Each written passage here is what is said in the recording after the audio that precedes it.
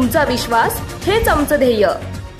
अहिल्यानगरमध्ये प्रियसीकडून प्रियकराचा खून करण्यात आल्याची धक्कादायक घटना उघडकीस आली आहे।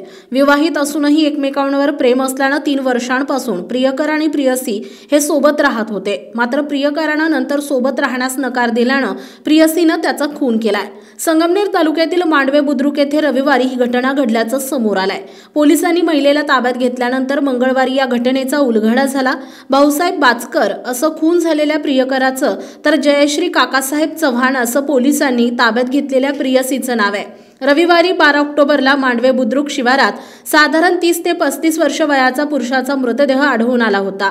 मयताची ओळख पटवताना हा मृतदेह भाऊसाहेब बाचकर याचा असल्याचं पोलिसांना समजलं। अधिक तपासात भाऊसाहेब बाचकर आणि जयश्री चव्हाण यांच्यात मागील 3 वर्षांपासून प्रेमसंबंध होते। ते दोघे अहिल्यानगर येथे एकत्र राहत असल्याचं समोर आलंय। शनिवारी दुपारी बाचकर हा पत्नी आणि मुलांना भेटण्यासाठी संगमनेर तालुक्यातील साकूर येथे आला होता। तेव्हा त्याच्यासोबत जयश्री चव्हाण ही देखील होती।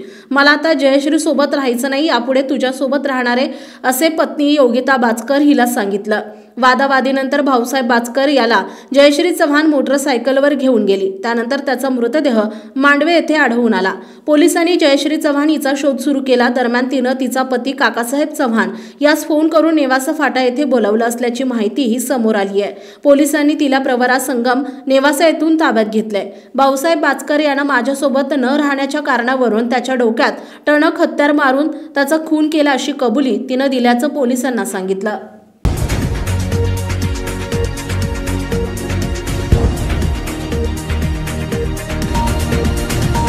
महान्यूज, तुमचा विश्वास हेच आमचं ध्येय।